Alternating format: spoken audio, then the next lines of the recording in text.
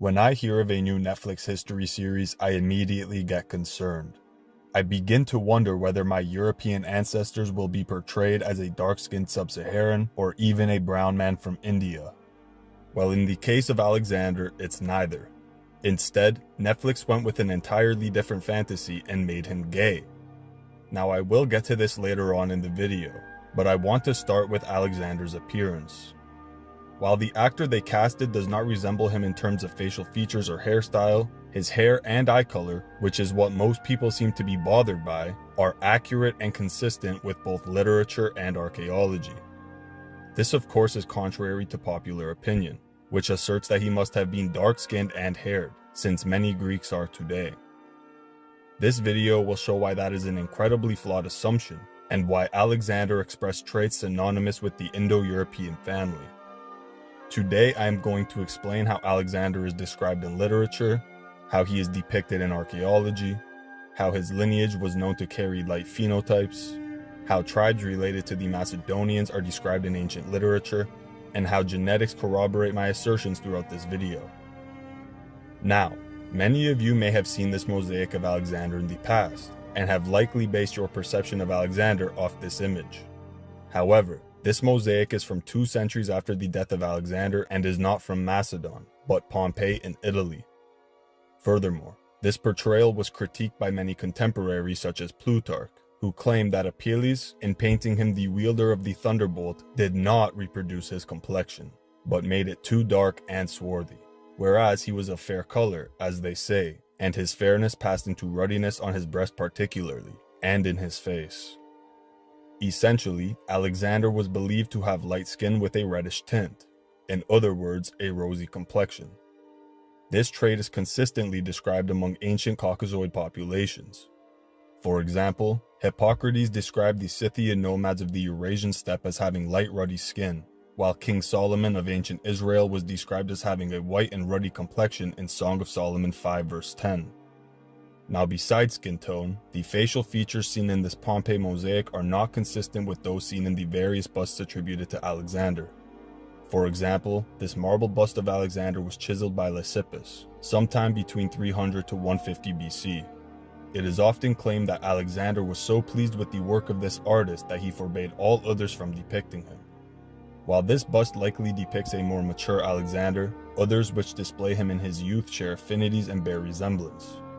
For example, this bust of Alexander dates to the first half of the 2nd century BC and is currently held in the Archaeological Museum of Istanbul. Another example is this marble bust found in Alexandria, Egypt, dating from 300 to 150 BC. Each of these busts display classical Hellenistic features, which are not seen in the Pompeii mosaic of Alexander. Now of course, these busts do not allow us to discern his skin, hair, or eye color, and that's where ancient sources such as Aelian, Callisthenes, and Arrian come into play. According to Aelian, a Roman teacher from the 2nd to 3rd century AD, Alexander the Great's hair was reddish blonde and curled naturally. In works attributed to Callisthenes, a 4th century Greek historian who personally served Alexander throughout his Asiatic expedition, Alexander's hair is described as lion-colored, or as we may say, tawny. As for Arrian, a Greek historian, philosopher, commander, and statesman from the 2nd century AD, he described Alexander as the strong, handsome commander, with one eye dark as the night and one blue as the sky. While this description is from 4 centuries after Alexander's death, Arrian's work titled The Anabasis of Alexander is widely considered the most reliable historical source regarding Alexander's campaigns. Thus, it would not be justifiable to outright disregard his claims. So considering all the accounts I've gone over, we should expect to see a man with light, rosy skin, red or blonde hair, and at least one blue eye. All of this is in alignment with what we see in ancient Macedonian mosaics contemporary to Alexander's rule. To begin, the lion hunt mosaic from Pella, Macedonia dates to the 4th century BC. As discernible by his Kasia cap, Alexander is to the left-hand side. To the right is a depiction of Alexander's general Craterus. Both of the men are depicted with pale skin and red hair, identical to that of the lion. That said, This stag hunt mosaic from the same site dates to around 300 BC and portrays Alexander's hair in more of a tawny tone. The figure on the right is identified as Alexander due to the upsweep of his centrally parted hair, whereas the man to the left is identified as Hephaestion, primarily due to his double-edged axe, a weapon associated with Hephaestos, after whom Hephaestion was named. In this mosaic, both men are depicted with pale skin and tawny hair, but what I noticed is that the color of their hair is dependent on the animal they're shown hunting. What I extrapolate from this is that Alexander's hair was somewhere between blonde and red, possibly both depending on the season. Nonetheless, there is one more mosaic depicting Alexander, and it's not from Macedonia, but rather Galilee in Israel. This piece is from the ancient Huqoq synagogue and dates to the 5th century AD. To the right is Alexander and the Macedonian cavalry, as well as war elephants which were incorporated into his army after the Battle of Gaugamela. To the left are Judean high priests, who similarly to Alexander are depicted with light skin and reddish-orange hair. While many will outright dismiss this mosaic as an inaccurate homogenized rendering based on the artist's biases, the depiction of red-haired Judeans is absolutely plausible and in line with the biblical narrative. For one, Genesis 25 verse 25 states that Isaac's firstborn son Esau was covered in red hair. The exact term used to describe Esau's red hair is applied to King David in 1 Samuel 16. This term is admoni, meaning red-haired, and is only used in reference to these two figures. Nonetheless, in Song of Songs 7 verse 5, King Solomon describes his Judahite wife as having curly red hair. Now, it also says she has a head like caramel, but this is due to a tan, as mentioned in Song of Songs 1 verse 6. Keep in mind, this is the same lady mentioned as having a neck like ivory and eyes like pools. Pools are blue or green and ivory is white. So if her neck is white, it was likely covered by her hair or a headdress, therefore maintaining its original tone. Now, besides these scriptural references, there are tons of archaeological findings proving Israelites and Phoenicians carry traits such as red hair, but that's for another video. The reason I bring this all up is to show that this mosaic is likely based upon scriptural and historic accounts, and is not the result of somebody's fantastical interpretation. But to move on, we have the Alexander sarcophagus from Sidon, Phoenicia, dating to about 332 BC. Despite its misleading moniker, it did not actually store the remains of Alexander, but likely a local ruler named Apollonimus. Nonetheless, this sarcophagus bears multiple depictions of the Macedonian king smiting his Persian foes. While the majority of its paint has eroded, traces of certain colors can still be seen, such as this reddish-brown residue on the hair of Alexander. Efforts to recolorize this polychromatic sarcophagus have been undertaken by the Harvard University Art Museum, and in another depiction of Alexander from the opposing side, strands of red hair can be seen underneath the brim of his helmet. Of course, this reconstruction is based on paint residue, so the original artist painted Alexander and multiple other Macedonians with red hair. I personally believe Alexander had red or tawny hair rather than blonde, and there are a few reasons as to why this is the case. For one, Alexander's mother was Queen Olympias, who hailed from the Molossian dynasty of Epirus. According to Plutarch, Olympias had red hair, and Thucydides joins him in claiming the Molossian royal dynasty were known for their red hair. The Molossians claim descent from Molossus, the eldest son of Neoptolemus, who himself was the son of Achilles and Deidamia. Well, Neoptolemus was nicknamed Pyrrhus, meaning fire, and this referred to his fiery red hair. Likewise, his father Achilles was described by Dares the Phrygian as having a head covered with long wavy chestnut-colored hair. Of course, chestnut is a reddish-brown color. However, where contention rises is with Homer's account of Achilles, as the term applied to his hair color is somewhat nuanced. This term is xanthos, and while frequently used to describe blonde hair, it also included shades of red and orange. Essentially, xanthos was likely closer to tawny than blonde. That said, Achilles has been depicted with both blonde and red hair. For one, this piece of pottery dates to 575 BC, and depicts Achilles' mother gifting him a shield and weaponry forged by Hephaestus. This image is painted in the black figure style, which, contrary to claims by low IQ having propagandists, does not depict sub-Saharan Africans. Rather, this is simply a style in which figures of interest were painted in a single color, opposite of the background. This style was common from the 7th to 5th centuries BC, but was replaced by red figure pottery which simply flipped the colors.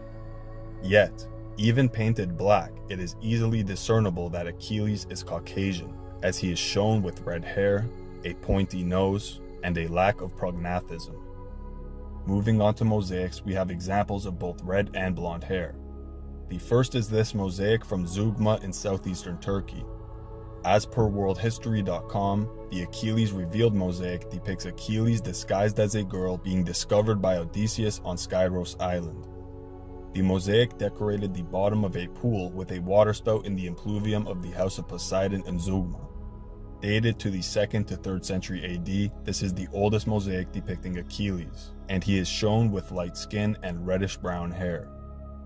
The next example is from Antioch in Turkey, and dates to the 2nd century AD.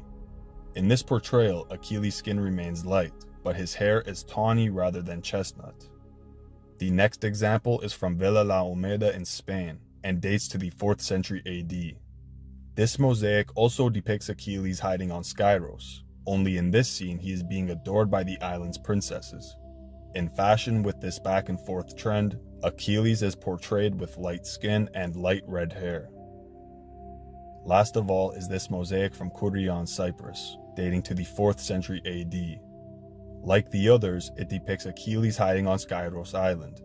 Unlike the others, Achilles is depicted with curly hair. Nonetheless, his light skin remains and his hair is portrayed as blonde.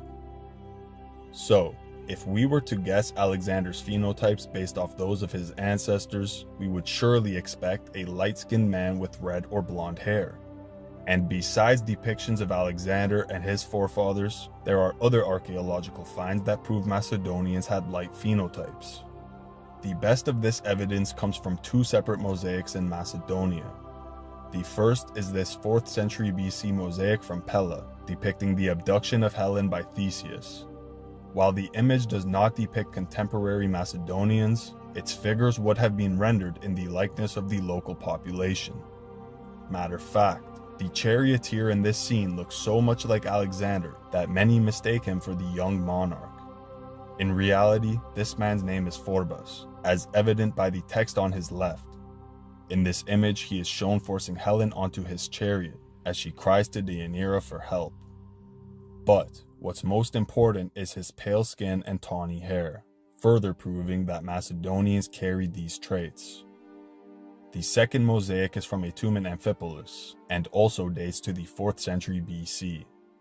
To the left is Hermes, and he is leading a chariot driven by Hades.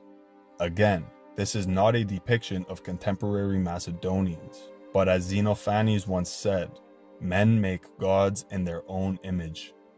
If the Macedonians are depicting deities and legendary ancestral figures as light-skinned, haired, and eyed, it's likely because they carried those traits. And if so, that would explain why figures like Alexander, Hephaestion, and Craterus are depicted with reddish blonde hair. Now I should mention that a portrait from Herculaneum in Italy is believed to portray the Macedonian Queen of Egypt, Cleopatra VII. In Cleopatra the Great, the woman behind the legend, Dr. Joan Fletcher describes this image as a painted image from a villa at Herculaneum, portraying a red-haired woman whose facial features, royal diadem, and hairstyle adorned with fine pearl-studded hairpins suggest a posthumous portrait of Cleopatra VII. She adds, Cleopatra's hair was maintained by her highly skilled hairdresser Eris. Although rather artificial-looking wigs set in the traditional tripartite style of long straight hair would have been required for her appearances before her Egyptian subjects, a more practical option for general day-to-day wear was the no-nonsense melon hairdo, in which her natural hair was drawn back in sections resembling the lines on a melon and then pinned up in a bun at the back of the head.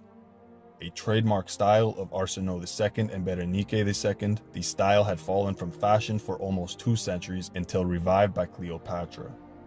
Yet, as both traditionalist and innovator, she wore her version without her predecessor's fine head veil. And whereas they had both been blonde like Alexander, Cleopatra may well have been a redhead, judging from the portrait of a flamed-haired woman wearing the royal diadem surrounded by Egyptian motifs, which has been identified as Cleopatra. What we see from this is that traits associated with the Heraclidae and Achaeae carried down to at least the 1st century AD, and as far as Egypt. But, besides the archaeological evidence for Macedonians with light features, I'd like to go over some points regarding genetics. The Kasta tomb in Amphipolis, Macedonia is the largest ancient burial mound in Greece, and dates to the 4th century BC. It was originally believed to be the tomb of Alexander, but in 2014, the remains of 5 people were found. Among them was a woman older than 60, 2 men aged between 35 and 45, a newborn infant, and a few cremated bone fragments. The elder woman, aged about 60, is believed to be Alexander's mother Olympias, who was 59 when she died. As for the cremated bones, they are believed to be Hephaestion. As quote, the excavation team argued that the tomb was a memorial dedicated to the dearest friend of Alexander the Great, based on 3 inscriptions which apparently link the tomb to Hephaestion. An ancient Greek word, meaning received, is written in the inscriptions, and next to it the monogram of Hephaestion. But, when it comes to the second man, it gets slightly more mysterious. In 2014, Daily Mail released an article titled, "Does the Alexander the Great era tomb belong to the blue-eyed king? Remains of general reveal he was of medium height and had red hair." It goes on to explain that one of the bodies within this tomb belonged to an important general, and that his genes indicate he had pale skin and red hair. Now I should mention that the Hades mosaic shown earlier is located in the Kasta tomb. I should also mention that a similar but less intricate version of this image can be found in the tomb of Alexander's father in Vergina. In this fresco, the figures of Hades and Persephone are again portrayed with light skin and reddish hair. Even further, another grave from the Temenid royal tomb cluster contains a white lekithos, bearing a funerary scene depicting 3 red-haired Macedonian royals. This indicates that Alexander's paternal lineage also carried the trait for red hair, not just his epirote mother Olympias. And this is to be expected, since red hair is a recessive trait, and would only be inherited by Alexander if both parents carried the gene. So, how would we explain red hair among the Heraclidae? Well, Y-DNA haplogroups lend insight as to why prominent Macedonians had red hair. The name Heraclidae referred to the many branches of Heracles' descendants.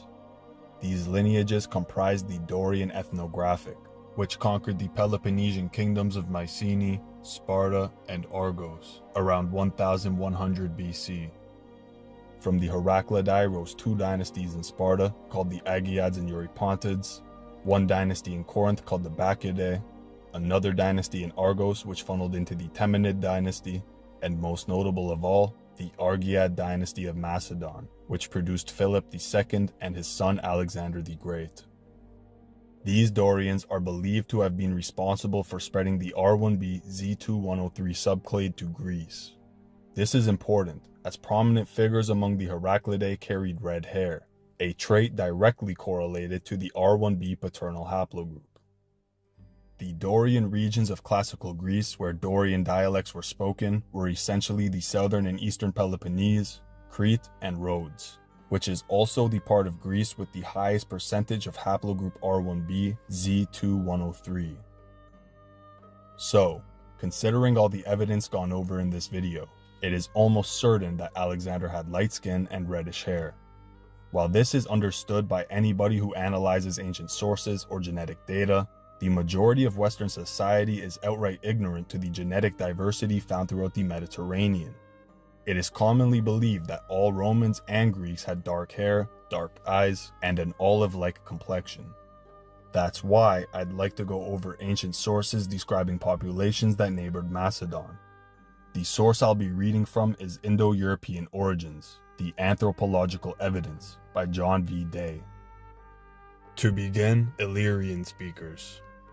In the late 2nd century or early 3rd century AD, the physician Galen describes Illyrians and Dalmatians with puros, reddish hair. For Helm, this description points to Illyrians and Dalmatians having become mixed with incoming Celtic speakers. Schrader agrees, declaring that the true Illyrians were small brunettes. But I cannot see why light coloring must be attributed to Celtic elements, and neither can I locate any description of Illyrians in general as dark. The reverse seems to be largely true. Of the Illyrian emperors in the later Roman Empire, just one, Julian, had melanothrix, black hair, whereas 5 had light coloring. Claudius Gothicus had hypoxanthos, fairish hair, and hypoglaukos, grayish eyes. Constantine I had puros, red hair. Constantine II had epizanthos, fairish hair. Gallus Caesar had flavo, fair hair, though his mother was apparently Roman, and Valentinian I had epizanthon, fairish hair, and chaises, grey-blue eyes. As for Constantius I, he had a rubor, blushing face, and not red hair. In the opinion of Gavrilovich and Swiadecki, the descriptions of these emperors show only that Illyrians varied from fair-haired to dark-haired, but the emphasis is definitely on light hair. Moreover, in the early 3rd century AD, the plagiarizing geographer Solinus declares that Albanians have glauca, blue-gray eyes. One Illyrian writing a will in 3rd century BC Egypt uses glaukos, blue-gray, for his own eyes, and he also calls himself leukokros, fair-skinned, but there seems to be little, if any, other information provided by Illyrians about their coloring. Next, Italic speakers.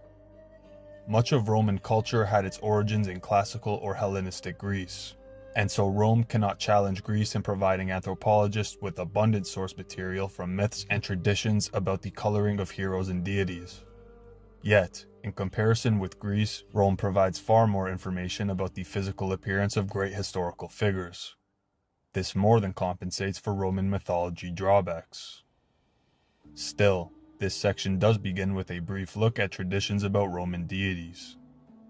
Among the few gods given flavus, fair hair by poets, are Apollo, Mercury, and the effeminate Bacchus, while Romans knew the Greeks' chrysanthemum chrysocome, literally golden hair, as Jupiter's beard. Among the many goddesses given flavus, fair hair, are Amora, Bellona, Italicus, Diana, Minerva, and Venus.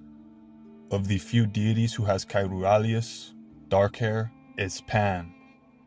But in portraying many deities with fair hair, the Romans simply followed Greek models, as even Gunther admits.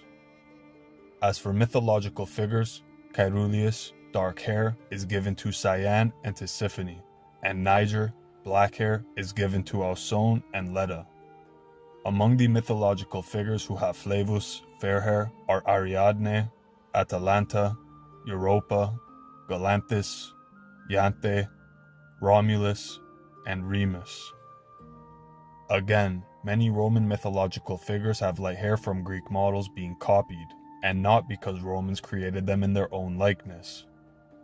Yet, Gunther argues that Virgil's Aeneid did use ancient traditions and purposely depicted such founders of Latium as Aeneas and Camers with fair hair, preserving a distant echo of the Nordics who Indo-Europeanized Italy. Actually, Virgil never calls Aeneas fair-haired, but he does liken his beauty to silver or marble set in yellow gold, an image, as Ogle points out, borrowed from Homer's description of Odysseus. Indeed, Virgil took many elements from Homer for his Aeneid, which might well explain his fair-haired heroes. For Gunther, 2 other Latin works reflect traditions about Romans in earlier times, when many had fair hair. First, the Sibylline Oracle describes Roman soldiers as Xantha Carena, fair heads. Yet, this book 14 perhaps dates to the 7th century AD, a time when many Roman soldiers had German origins, and the passage concerned might well be describing events in Egypt, where fair-haired Northern Europeans would be highly conspicuous. Second, in a nostalgic poem about the Second Punic War of 218 to 201 BC, written in the late 1st century AD, Silius Italicus acclaims Roman soldiers who are so young that their cheeks have no fleva lanugo, fair down. Elsewhere, he describes youths who are flaventiac, fair of face. As Spoltenstein remarks, however, these fair-bearded young Romans take after a few fair-bearded heroes described by Virgil and Ovid, and, being mythical, they disclose less about real-life Romans than borrowed ideas of Greek heroes. Some place great stock in Roman personal names as indicators of Roman appearance, but these tell us only that pigmentation varied.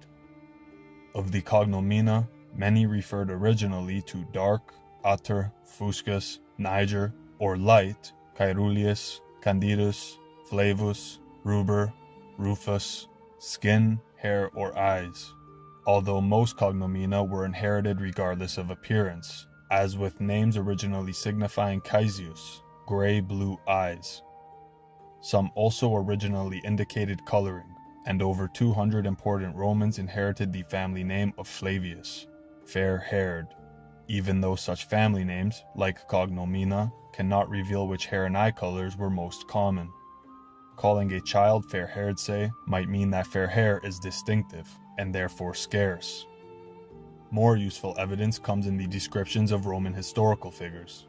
One sample of aristocrats is offered by the descriptions of two great figures from the Republic, Cato the Elder and Sulla, and the earliest 19 emperors from Caesar up to Commodus, who provides a useful break at the end of the age of the Antonines in 192. Among these earliest 19 emperors, Gaius, known as Caligula, Otho, Titus, Nerva, Trajan, and Marcus Aurelius have no reports about their hair color before graying, or their eye color. Nevertheless, we have reports about the pigmentation of Cato the Elder, Sulla, and the remaining 13 emperors. Cato the Elder had puron, red hair, and glaucomaton, gray eyes, according to a satire that probably appeared in his lifetime and was the source for Plutarch's description of him with hupopyros, reddish hair, and glaucos, gray eyes. Sulla had chrysoton, golden hair, and glaucoteta, gray eyes. Caesar had nigris, dark eyes. Augustus had subflavum, fairish hair, and glauci, blue-gray eyes. Tiberius had caesi, blue-gray eyes. Claudius had glaucophthalmos, gray eyes. Nero had subflavo, fairish hair, and caesis, gray-blue eyes. Galba had caeruleus, blue eyes. Vitellius had glaucos, gray eyes. Vespasian had oinopeus, wine-colored eyes. Domitian had xanthos, fair hair, and glaucos, gray eyes. Hadrian was quanoketa, dark-haired, a description perhaps inspired by a picture, and had glaucophthalmos, gray eyes. Antoninus Pius had oinopahis, wine-colored eyes. Varus had flaventium, fair hair, and Commodus had xanthe, fair hair. Next, Greek ethnic groups. A few reports describe people from different parts of Greece. To begin with Spartans, who have xanthos, fair hair. In the 7th century BC, the Spartan poet Alcman describes two Spartan women as Xantha and Xanthai. Later on, in the early 5th century BC, Achilles mentions some Xanthan Spartan athletes, and also describes Spartan maidens in general with xanthai hair. According to Rawson, fair hair may be particularly applied to Spartan women in allusion to Helen, the beautiful wife of the Spartan king Menelaus in the Iliad. Although the Iliad never gives Helen a hair color, for Sappho she has xanthai, fair hair, and for Euripides she also has xanthis, fair hair. Perhaps not all Spartans were fair, however. Aristophanes describes a Spartan woman, and Herodotus describes Spartan soldiers combing their hair, without referring to fair hair. In another example, Dicaearchus, compiling a world geography in about the late 4th century BC, says that Theban women have xanthon, fair hair. Now, the claims regarding these civilizations can be proven through archaeogenetic phenotype predictions. Using Greece as an example, let's examine two samples from opposing regions. The first being this female from Agios Panteleimonas, dating from 1100 to 700 BC. DNA indicates she had pale skin and red or blonde hair. Likewise, this man from Sparta dates from 700 to 490 BC. and his DNA indicates he had pale to intermediate skin, blue eyes, and brown or blonde hair. So, in light of historical sources, archaeology, and genetics, it is abundantly plausible that ancient Macedonians, Greeks, Thracians, Illyrians, and Romans carried the genes responsible for light skin, blue and gray eyes, and blonde or red hair. Alexander is possibly the greatest example.